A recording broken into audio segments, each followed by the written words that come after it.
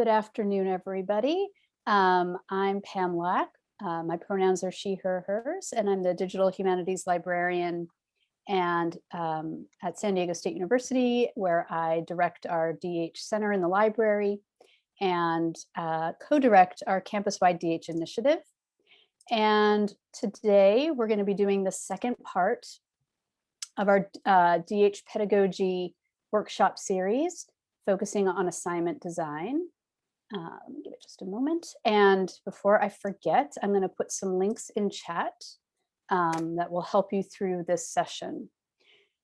I want to, before I begin, just acknowledge that San Diego State resides on or occupies the land of the Kumeyaay, and I'm going to just briefly read our land acknowledgement. For millennia, the Kumeyaay people have been a part of this land. This land has nourished, healed, protected, and embraced them for many generations in a relationship of balance and harmony. As members of the San Diego State community, we acknowledge this legacy. We promote this balance and harmony. We find inspiration from this land, the land of the Kumeyaay. And I encourage folks to share, if you're not in San Diego, whose land you're zooming in from, if you are able to type in the chat. And I know we have at least one attendee who is actually listening while driving, so please don't type in the chat if that's you.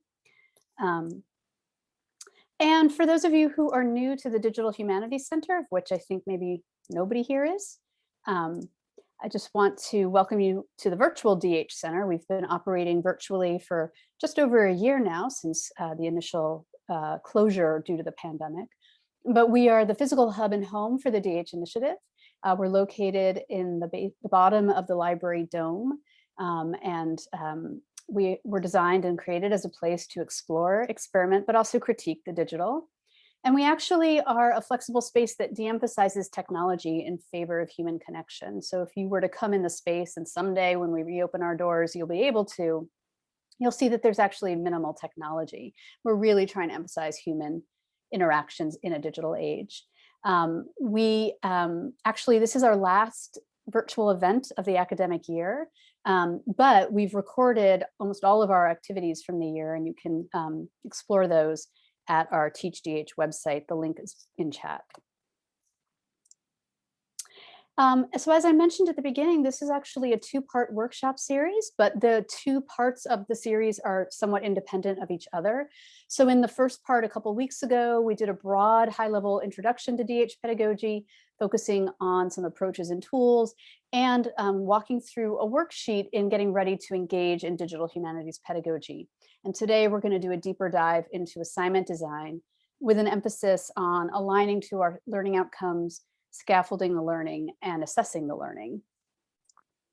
And in particular, what we'll do is, because these are two somewhat independent but companion workshops, I'll do a quick review of what we covered in the first session. I'm not sure that anyone here was in the first session. And then, as I said, we'll do that deeper dive into assignment design. And I believe I put this in link in chat, but this tiny URL, .com/dhpedagogy2021, is where you'll find all of the material for the series, including the slides to the last workshop, a worksheet, and lots of helpful links. So feel free to grab those when you have a chance.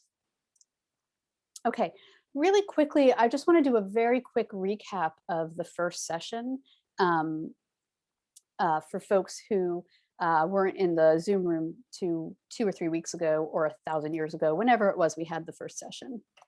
Okay, so we can think of, there's a lot of different ways we could define digital pedagogy in a humanities context or in a digital humanities context. And one such way of defining it, or a set of ways, would be to think about a rich area of pedagogical practice that makes use of digital tools, platforms, and methods that both shapes and is shaped by emerging digital ecosystems. Some of these practices stem from the advent of new digital tools and methodologies in academic practice, while others stem from a larger global context, a globally networked world in which knowledge is created, shared, and remixed across digital networks. Still others result from calls to prepare students to live, work, and take political action in such a world. Furthermore, we can think about digital pedagogy as a broad range of approaches of what it means to teach in, through, and along with digital technology, and see it as an approach rather than a static thing that is best understood through the multiple practices of its participants. And these definitions are being pulled from Digital Pedagogy in the Humanities, Concepts, Models, and Experiments. Technically, it came out about a year ago as a preprint open access volume, but the official version launched about 3 weeks ago, edited by Rebecca Frost Davis, Matthew Gold, Catherine D. Harris, who's up at San Jose State at one of our sister CSUs, and Terry Sayers. And I just have to emphasize, this is a really fantastic text that is actually a very interactive text. And if you go in, if you log in and create an account, and it's posted in the Humanities Commons, you can actually go through the content and remix it and create your own collection of approaches, sample assignments, things like that. It's just a really wonderful resource for folks who are thinking about engaging in digital pedagogy. In that text, in their introduction, the editors identify some key concepts in digital pedagogy, that the kind of qualities we might expect in doing this kind of pedagogy. So we would have there'd be a sense of openness. Typically, digital humanities pedagogy is often more open. We create more public-facing things. It requires collaboration, not just student to student, but with us as collaborators and with whatever support we're getting in our communities. We do want to emphasize the notion of play. That is, that this shouldn't, while it's work and it's learning, we should have fun with it. We should encourage play, which encourages experimentation and risk-taking. There should be ample room for practice. We should build in opportunities for student agency and identity. And last time we spent a lot of time talking about this, but I've added a sort of another key concept, ethical purpose. And by that, I mean, not only that we're doing it for the right reasons, which is to help us and our students achieve those learning outcomes, that it's not just some busy work thing or something that's cool or flashy to do, but that there's some meaning to it. And that the work that we're engaging in does no harm or mitigates against unintended harm to our students, whether it's in the content we're covering, the approaches, the tools, or the very nature of the work itself. For those of you who are new to digital humanities pedagogy, it can really take a broad range of approaches. We can think of it as a standalone assignment, a whole module of a course, or a whole dedicated class or course. And typically, but not always, is project-based, right? So depending on your approach, you may have mini projects or one big culminating project. It really depends on what you're trying to accomplish. And there's a lot of different ways that we engage in DH pedagogy. And this list here is not meant to be comprehensive, but I see a lot with social annotation and text analysis, with various approaches to visualization. Seen a real uptick in podcasting and other kinds of digital storytelling, but also some older forms like website creation and blogging. There's still a huge place for that in our pedagogy, as well as digital exhibits and curation. And again, you can look at some of these examples that are listed on our website, including the Teaching During Quarantine website that the DH Initiative put out, and that Digital Pedagogy in the Humanities text. I also have an example from my own teaching, this History 503 project site, Visualizing Time and Space, which I'll be using as an example today, just as I did in the first session a few weeks ago. I should add, I forgot to mention this, but please feel free to ask questions in the chat. This is really meant to be an interactive workshop, or you can raise your hand and ask a question that way. I'm going to be sort of flying through some of this stuff a little quickly because we covered it in the first session. And if you want the recording, you can go back and watch the recording of that first session. And I've put that link in chat, but I'll put it in one more time really quickly. Actually, I'm just going to put all the links back in chat for people who've just arrived. Okay.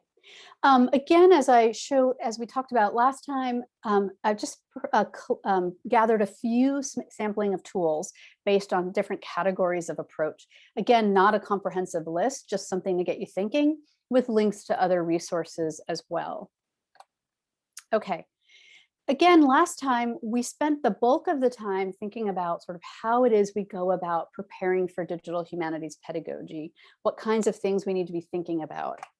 And roughly speaking, I've broken them into 4 categories: goals, capacity and needs, the actual plan for teaching and learning, and then reflection. And if you follow out that tiny URL, you can actually pull up the worksheet where I've gone into a lot of detail, because I'm just going to do a high-level review of that now. So in terms of articulating our goals, we need to start with our motivations. What is it? Why is it that we want to engage in DH pedagogy? And is it the best way to accomplish our teaching goals? And you might think, as a digital humanities librarian, I would say, yes, always go digital, but actually I have the opposite response, which is no, go digital when it makes sense to go digital, and don't do it if it doesn't make sense, which is to say, if it doesn't tie to those student learning outcomes.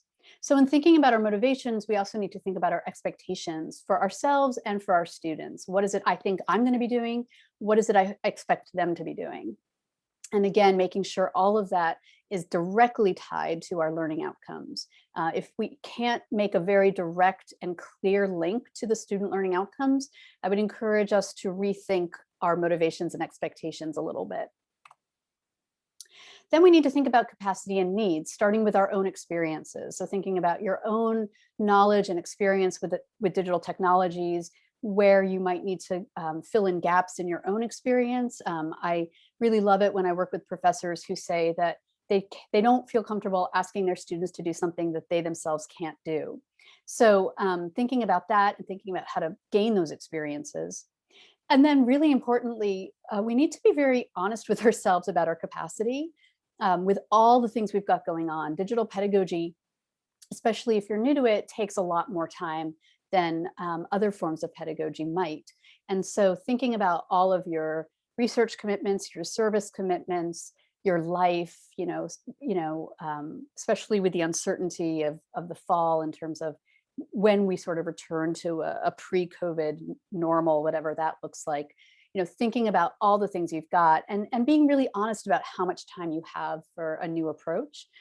And if you don't think you have a lot of time, or even if you think you do, I encourage folks to scale down and start small. So you might have a really big idea, but you might not want to start with that really big idea. You might want to scale it back and do a little bit less for starters, test the waters, dip a toe in, so to speak, see how it goes, reflect on it, iterate, and slowly build out as you build your own capacity.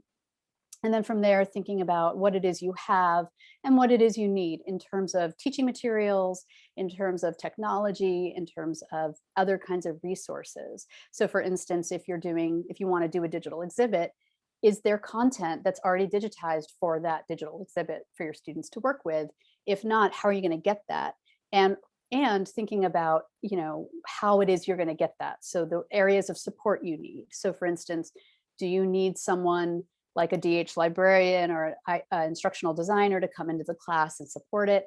Do you need someone who's available outside of class to work with students? Do you need a specialized learning space? Things like that. And then as once you've thought about all of that, you'll do the sort of third step of this, which is what we're going to focus on today. So thinking about your actual method, your approach, and your tool, again, aligning it to your student learning outcomes, thinking about the ethical concerns and potential unintended harm related to the approach and figuring out how to potentially mitigate against that, and then making that plan to scaffold the learning. With the final step being incorporating student feedback, not just at the end of the class, but the beginning, the middle, the end, throughout, building in that time for in-class reflection, and then figuring out how you're going to track your own progress so that you can refine and iterate. So a lot of folks keep a sort of running document of changes they want to make in real time for the next time they offer a particular class or a particular assignment. So definitely want to do that with the digital as well. Also noting the technical glitches and problems so that you can sort of figure out if you need to change tools or if there's a way you can sort of address those at the outset of a class to mitigate against technical problems. Okay, before we go deeper into assignment design, I want to just see if there are any questions. Again, feel free to put them in chat at any time, but I'll be double checking the chat. Or if you want to raise your hand in using the feature under participants and unmute yourself, we can do that as well. I'll just give that a few seconds to see. And then if nothing comes in, I'll continue. Okay, not seeing anything at this point, so I'm going to keep going. Okay, so in the first workshop, I launched a Zoom poll to get a sense of who had engaged in DH pedagogy before, and it was sort of a mix of people who had dabbled, people who had never tried it. But then I asked a second question about, if you have tried it, what sort of barriers did you encounter to engaging in DH pedagogy? And these were the results. People were allowed to select multiple options, multiple choices. So the numbers are not necessarily a one-to-one, like 7, you know, that one answer per person kind of thing. But the kinds of questions I was asking were, or the kinds of barriers I pre-identified were my own teaching and knowledge. My own knowledge and tech skills, not having enough time, or it took too much time, not having institutional support, not being able to find the appropriate tool, or the students didn't get much out of it or didn't see the value of it. And you can sort of see the breakdown where my own knowledge and skills and my time as the instructor were the two biggest barriers. So we can think about some potential solutions and workarounds, some of which I've sort of already hinted at. So my own knowledge and tech skills as a barrier. Again, I keep coming back to this idea of scaling down, right? So you don't have to do all the things at once. And if you have a really great but complex idea, trying to chunk it out and focus on one piece at a time can also help you build your own knowledge and skills in that area. And that again comes back to sort of reassessing your motivations and your expectations for what you want to happen in the class. Same with not enough time or taking too much of your time, right? Scaling down is going to be the best mitigator against that, right? Give it a try a small piece of it, see, you know, what it takes. And then as you build your own skill and comfort, it might take less time, it might not, but at least you'll be building up those, that knowledge and those muscles to gradually iterate out, build it out, and do a bigger approach. A lack of support in my institution, this comes up a lot for folks who want to engage in digital pedagogy. And again, that scaling down is a great opportunity, a great option, but also thinking about how to seek out or create a community of practice, whether at your institution or elsewhere. If you're on Twitter, there's lots of people engaging in digital pedagogy there that you can connect with. And in fact, that's how the DH initiative at San Diego State began. It was with faculty who were trying to do things with their pedagogy. And at the time, the technical infrastructure of campus didn't necessarily allow for some of the things people were trying to do. So folks found each other, began working together to learn different approaches, to do sort of boot camps and things like that. And that led to a formal DH initiative and brought me to campus as an actual resource for folks. The inability to find an appropriate tool or approach, again, this is another thing where especially if you've dabbled in DH pedagogy in the past and then sort of left it and are now coming back to it, there's a lot more resources out there than were there maybe 5 or 6 years ago. There's a lot of, I'm seeing like workbooks and these other kinds of remixable content where people are actually sharing assignments and their assessments and sharing ideas for how to engage in pedagogy through this sort of virtual community of practice. So if you're still struggling, though, of course, you can always go to a resource person. Even if you're not at San Diego State, you can always get in touch with me, and I can always help you think about the possibilities for that approach. Now, in terms of students either not getting much out of it or not seeing the value of it, again, this is why we have to examine our motivations and our expectations and make sure that we are very well aligned with our student learning outcomes. And also to engage in process-oriented transparency. It's really important that students understand why we're doing this, particularly as we scaffold the learning for a DH intervention. Sometimes it might feel like busy work to students, or that it might feel disconnected to some of the other things in the class, and we have to help them understand how it all integrates together. And I mentioned this last time, but we need to think about how to help them see the sort of transferability of what they're learning, which is not to say that without the digital intervention, I mean, we're still always teaching transferable skills, whatever our disciplinary approach or our domain. But it's important to just keep in mind that when we add the digital to it, that's another opportunity to help students understand the why of what they're doing. Okay, so that being said, let's take a deeper dive into, again, thinking through the method or the approach, remembering that that method or tool needs to really help us reach that student learning outcome, and keeping in mind with picking tools that there's always going to be a trade-off, right? So you might want a sort of out-of-the-box, easy-to-use tool that's easy to spin up, easy for your students to use. It's probably going to be less customizable. And so if you're going to, like if you're using Omeka to create digital exhibits, it's probably going to look pretty much out of the box rather than highly customizable the way that some Omeka sites look when people have the resources to hire a designer to really make it look really, really beautiful. And it's important to remember in that case that maybe the aesthetics of the final project are not as important as the process of learning. And so we might not have the kind of customizability with these easier to use tools, but we can still learn a lot, and we can still produce work that helps the students in their learning and helps them, succeed in the class, even if the project doesn't look quite what we'd like it to be. And we can actually reflect on that as a class. And thinking about, the more, if like the look of the project really matters to you and you need a lot of fancy customization, it's going to be a lot harder to teach and learn.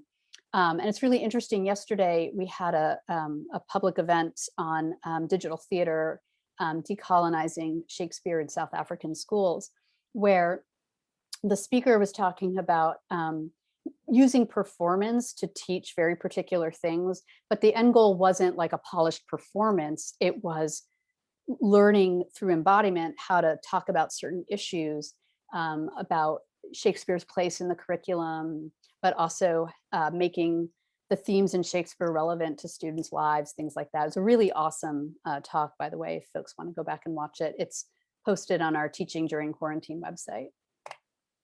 Okay, again, thinking about those ethical concerns and thinking about them in advance, thinking about potential hidden costs to our students for engaging in work, risks of surveillance. When we ask our students to engage in group work, thinking very carefully about why we'd want them to do group work and what challenges that poses to them when they have other courses. Most of our students are likely working outside of school or taking care of family members or both. And so they have a lot, they're juggling a lot. And so asking them to engage in group work makes it that much harder for them. So thinking about why it is you want to do group work, and do you have to assign group work? The hidden costs of relying on paywalled resources, particularly if students have broadband or connectivity issues wherever they're working from, concerns about data privacy, things like that, and trying to sort of anticipate those in advance and try to work some workarounds or alternatives into your plan from the start. And then, right, we're going to start the scaffolding. We're going to think about the components of what it is we're trying to teach, then how we're going to teach it, so that we can figure out how to balance the content of the course, the learning material, the subject matter, and the subject methodology with the tech side of things, how we're going to emphasize process and encourage students to take those risks. So to make this a little bit more concrete, I'm going to show you an example. This is the example I used last time, this class, History 503 partnership with Professor Elizabeth Pollard here in the History Department at San Diego State, where we've worked over several semesters using a backward design approach to scaffold digital learning, digital pedagogy into an upper division history class. And you can follow the link to that website to really fully explore it. But essentially, it all started with Dr. Pollard really struggling with how to teach a very vast amount of time of Roman history and a vast swath of space. At its peak, the Roman Empire stretched from, I think, Ireland to India. And so while temporal thinking is something that we are used to teaching in history classes, change over time, change in continuity, cause and effect, and how to do that in a non-teleological way, spatial thinking is a lot harder for our students. But she felt it was very important to understanding the history of Rome. So the learning outcome, we had many learning outcomes for the class, and I'm sort of collapsing them into sort of one here for this example, was to demonstrate an understanding of Roman history through a temporal or spatial lens by developing an evidence-based temporal or spatial argument. So essentially, students were going to be producing final projects, either a timeline or a map about a theme in Roman history, doing research using primary sources, that is ancient sources, and using secondary sources or historical scholarship. And so one of the things that she wanted to do, because it was upper level, was have a little bit of HTML built into this so that they could have proper citations with italics and paragraph breaks and things like that. The tools that we use, Timeline.js and StoryMap.js, do not require HTML, but they use HTML and if you know HTML, you can make things look better. And because this was an upper division research project, she really wanted that piece of it. That piece of it did matter for training folks who were either going to go on to history graduate programs or become social studies teachers or things like that. So when we think about the learning outcome of making a temporal or spatial argument about the past, we can start to break down the components. So on the one side, on the sort of historical side, there's the evidence-based argument. So that means we have to make sure that students are prepared, have strong research skills, that we are reminding them of the skills they've already learned, or for students who aren't history majors, introducing them to historical evidence-based argumentation, formulating a question, locating and identifying and then evaluating appropriate sources, interpreting the evidence, and then crafting that argument, as well as a narrative that sort of pulls it all together. And then the other side of that learning outcome was the creating of the visualization that demonstrates that understanding. So that's more of the tech side. So what that required us to do was to teach and help students learn about temporal and spatial thinking, then actually learn the actual technology to build them up to making that evidence-based visual argument using the appropriate tool. So let me break down this second bullet a little bit more, this tech side.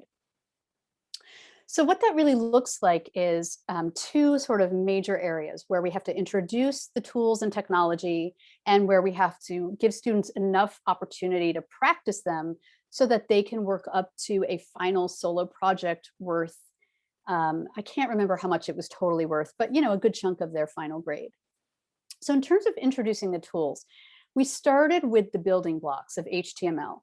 Again, HTML was not required for these tools, but Dr. Pollard really wanted students to learn some basic HTML to make it easier for them to produce their projects. And it was based on our observation in spring of 2018, when we first did this assignment, that students didn't have any experience with HTML, and it hampered their ability to do certain things in the project. And so the second time around, we built in opportunity in 3 parts to learn HTML. So first, at the basic level, I introduced them to sort of the 4 elements they were going to need for their projects: the bold element, the italics element, the paragraph break, and the hyperlink, the href link. And then in the intermediate, we talked about how to use media, images, embed video, things like that. And in the advanced, we taught them how to tweak and format their HTML to get a better result. And the goal here was not for them to be like super proficient in HTML. The goal was to sort of get them literate in HTML, such that if you showed them a little code, they could see, they wouldn't be intimidated. They could understand what was happening and thus tweak it. So for instance, change the size of a YouTube video that's embedded in their timeline, or add a start and an end time to a YouTube video so they're just showing a clip rather than a full documentary or something like that. So we wanted to sort of make sure, demystify HTML for them so that they could use that for their projects. And in terms of how often, so I came into the class 3 times for the HTML, and we always paired that with a research skill. So I would show them a little bit of HTML, and then we would then pair that with some sort of research skill, searching a library database, looking for ancient sources, something like that. And then if you look here under practice the tools, after each HTML lesson, they would do a group micro research assignment. So working in small groups, they would have to find a certain number of sources, either ancient sources, secondary sources, whatever, images, whatever it was that Professor Pollard was asking for that time. And they would have to produce it with the HTML coding, so that they had to write their bibliography in code to understand. And we explain that, like, this is how you're going to be writing your bibliography for your final project. So I came into the class 3 times just for that. Separately, we also needed to introduce the actual tools, the Timeline.js platform and the StoryMap.js platform. So I came in another couple of times for that, where we introduced it with some hands-on play in class. And then for them to practice the tools, they had group assignments, micro assignments. So for the timeline, in their small groups, they did 1 timeline entry. And in their map assignments, they did 1 map assignment. And then we put it all together for the class, and then used class time for reflection, where we walked through the timeline to understand not just the technical components, but to sort of begin thinking temporally. And then the map in particular, we had given them sort of pre-assigned locations, and we'd put them in the map in a very particular order, so that as we started working through the map in the completed collaborative map in class, we could start to sort of, Professor Pollard could sort of ask questions about, what do you see? What are the patterns? Why does this matter? To help them understand what spatial argumentation was. And so that was all of lead up to a final solo project where students had to pick a topic. They had to pick a platform. Again, it's only Timeline.js or StoryMap.js, but they had to align that, right? So if I'm going to make a change over time argument, I have to make a timeline, not a map. And we had several students who wanted to pick topics. They wanted to work in a particular tool, so they thought they crafted a topic around that tool, then realized this topic doesn't match this tool. I need to switch my tool. And when they turned in their final projects, we asked for them to respond to some reflection questions, including, like, how did the platform, the visualization approach, allow you to make your argument? So we're asking them to sort of demonstrate that understanding of temporal or spatial thinking as it aligns with that tool. Now, I was thinking about unintended consequences throughout this. And for me, one of the issues that I have is I use these tools all the time. And they were the best tools that we had available to us in 2018 when we first started this. But they require Google access. And at that time, our students did not have Gmail administered campus accounts. And so not all students had Gmail accounts, and not all students were comfortable using Gmail or Google. And anyone who's read Sophia Noble's Algorithms of Oppression can understand some concerns about, many of the concerns about Google in terms of its data practices, what it collects about us, and how it monetizes its, our use of its free services. So I developed some workarounds to potentially mitigate against some of these concerns at that time. So for the timeline, it runs off of a template spreadsheet, Google spreadsheet. So what I did was I created several blank templates and set it to anyone with the link can edit, and then offered that to students, not asking them to self-identify, but just saying, if you want to use one of these, just let me know. And I would sort of assign them to each student. And that way they wouldn't need to be logged into Google or create a Google account to be able to use their spreadsheet. And then for the story map, that runs off of a single Gmail account. And so it doesn't allow for sort of group collaboration. But the workaround for that was to create fake accounts for students, or to offer to do that. So fake Gmails.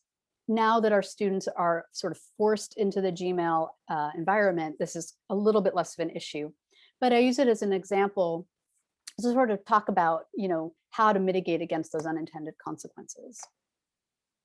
And then, something we did in 2019 in a more intentional way was think about the assessment as we were, redesigning the assignments and working that in throughout, again, building in time for reflection and also being very clear about the assessment and making sure we were assessing all of those components and weighing the importance of, how much does the final product matter versus the process? How much does the reflection matter?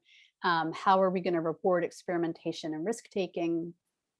And how are we not going to penalize students who are less comfortable with digital approaches? Not all of our students come with the same experience and comfort level with digital technologies. And so for some, it's a steeper curve, a learning curve for them to work in digital technologies. And we don't want to penalize them for that. Again, in this case, the digital intervention was a way for them to learn about temporal and spatial historical argumentation. So the tool in and of itself was not the goal here. And the project was the end goal, but it's a research project making a visual argument, not necessarily showing like utter proficiency in a tool per se. So for us, what we did was we found an existing project rubric from from the compilation Laying the Foundation, Digital Humanities and Academic Libraries. We adapted a rubric from Harriet Green, who, well, I can't remember where she was at the time. She's now at, I believe, at the University of Illinois. No, she was at the University of Illinois at the time. And again, thinking about what are our learning outcomes? How have we scaffolded this through backward design? Are we making sure that we're assessing all the components? And if we're not, is that a component that we need or not? So we assessed 8 skills: use of media as a form of evidence, argument, written content, use of sources, both ancient and modern, organization of the site, choice of platform, insofar as it aligned with the argument the student was trying to make, and style, across 3 skill levels. And this is just one example with the use of media, the first of the 8 components. And what you can see if you look at the excellent column is the rationale of why this mattered. So it's not just like to make it look pretty or make it look interesting, but that the media, whether they were static images or videos or other kinds of media, have some meaningful relationship to the overall argument and narrative of the project. They're not just sort of randomly thrown in, but they're being used as a form of evidence. And they're used in a way that is appropriate for the scholarly conversation. So they're being credited, there's captioning, they're properly contextualized. And so that all helps us achieve that sort of demonstrate this understanding of the past through this visual argumentation. So it's not just we're using media for the sake of using media here. Okay, so before we move on, I just want to see if there's any questions about any of that you want me to go over or go into more depth. I will say that there is a video of the History 503 project walkthrough in the first workshop slides if you want to get a better sense of what the class did. And that website includes a blog about our iterative process, revising the approach for the second time around, as well as some presentations and articles we wrote about the collaboration. Okay, so I'll see if any questions come in, but in the meantime, what I had hoped we would do is take some time in this session to actually workshop our ideas. And we're a small enough group that I think we don't need to go into breakout sessions. But what I hope that y'all did was come today with some idea. And maybe you're starting from scratch, maybe you're revising or adapting some sort of project idea. But what I was hoping we would do is take a little bit of the time we have left to talk through some of our motivations, our learning outcomes, potential tools, and then think about how to scaffold that. So what I've done is I've created a Padlet for us to work in, and you can either click this link on the slides, and I'll put that link in chat in just a moment, or you can use the QR code embedded in the slides. And in fact, let me stop sharing for just a moment. Did I stop sharing? I'm not sure where. I've lost everything on my computer now. Oh, no. think I'm frozen. Okay, here we go. All right, there I am. Okay, sorry about that. This is the link to the Padlet. And what I'd like us to do is pull that Padlet up, and I'm going to go back to screen sharing. But pull up the Padlet now. Here we go. Oops. I lost the Padlet. Let me go back to it. There we go. And talk through some of these component pieces. Just give it a moment to load. And so what you'll see is this sort of process laid out. So articulating our learning outcomes, trying to identify a tool or approach, thinking about the skills we need to teach, right? Not just the tech skills, but whatever other skills we need, how we're going to build in time for practice and play, applying the learning, that's the actual scaffolding piece. Thinking about, are you going to use mini assignments or one big assignment that you've chunked out? How you might, what are the elements you want to assess, and how are you going to build reflection in? Now, I did see something come up in chat.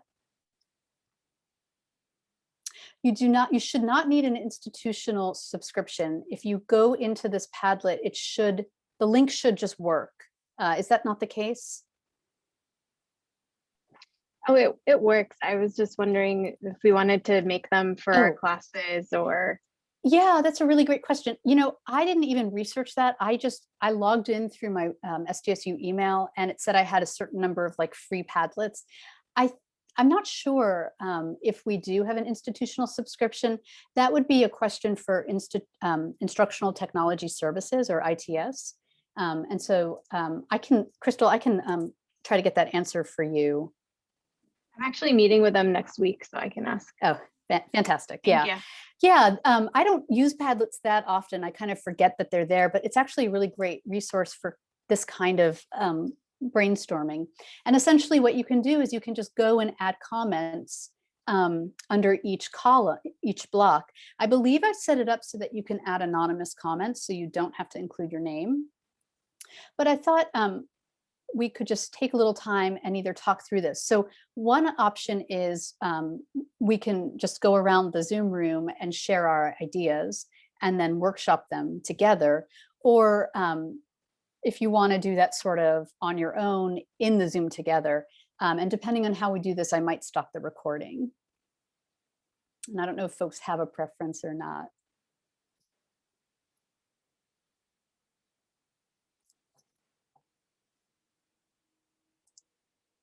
Check the chat here. Okay. Oh, here's something coming in chat. All right. Just out of curiosity, and you can use sort of the polling features, how many of you have an assignment idea that you brought today?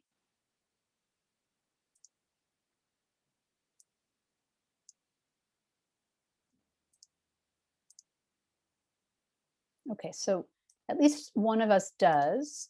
And I'm not sure about other folks here. Crystal, do you feel comfortable sharing a little bit of what you're thinking of? And if so, would you like me to keep the recording going, or would you prefer that I pause it for this part? Yeah, I feel comfortable sharing, and it's up to you in terms of the recording. I don't mind sharing it on the recording. Okay, it's up to you. It's your comfort level. So, and I see Teresa also has a potential one. I just want to be mindful, if you don't want to be part of the recording, I'm happy to pause the recording right now, and then I can resume the recording and we can sort of review what we talked about. Maybe pause it just because it's like a new idea. Sure. All right, let me pause it, Thank and you. then I'll resume recording when we're done with this conversation.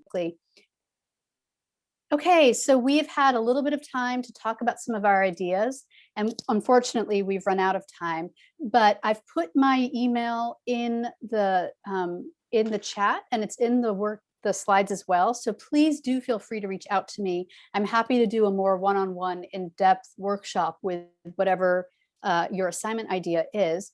I've also put the link to our workshop feedback form, if you could take a moment just to let us know how it went. And just a quick reminder that the video for the first workshop is available at teachdh.sdsu.edu on the programming page, and you can explore all of the previous events we've done this year. Almost all of the recordings are available, just one or two don't have them. But I really want to just thank you all for coming, and unfortunately my slides are frozen. There we go. And just, remind you that like the point of this workshop series was to think about getting ready for next year. And so there's plenty of time, but do reach out to me whether you're at SDSU or not. I'm always happy to brainstorm with you. And if you're not at SDSU, I'm happy to help you brainstorm who you can connect with at your own institution to engage in this kind of work. So with that, I'll say thank you for joining us. I hope you have a lovely, lovely day and weekend. And stay safe, stay healthy. And if you haven't yet, I hope that you're able to get your vaccine. So thank you very much.